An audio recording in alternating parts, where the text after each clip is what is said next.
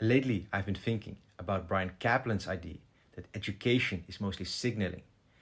His idea is basically that in education, you don't really learn the skills that you need to provide value for others later in life. You signal that you have the ability to do the work that employers want, but you don't actually learn the skills that employers need. It's just a way of saying, hey, I'm capable, I have discipline, and I'm smart enough to finish a 4-year degree.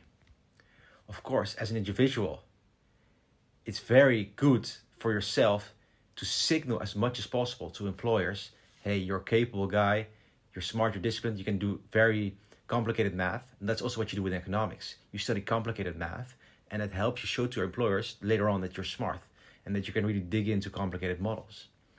But this complicated math has almost very little correlation to actually being skilled in the workplace, to actually providing value to the world around you. If you're not going into academia, of course, because if you go into academia, well, then you're very well trained for academia. But let's say you're going out of academia. So on the one hand, you want to signal to employers that you're smart, you can do these hard models. On the other hand, you also want to learn valuable skills in the workplace. And I feel in my personal life, I've done a little bit too much signaling, and I have not learned enough skills during my education.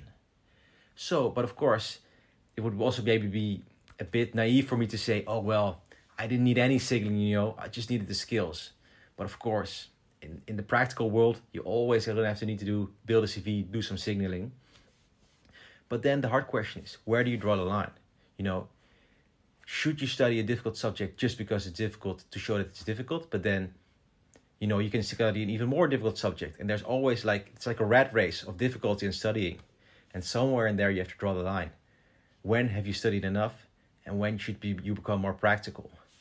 And I think that's a really interesting question. And I think it's something, if I was 18 years old and I had the information I had now, it's something I would think about. And maybe I would have done a little bit more of practical skills courses in my university.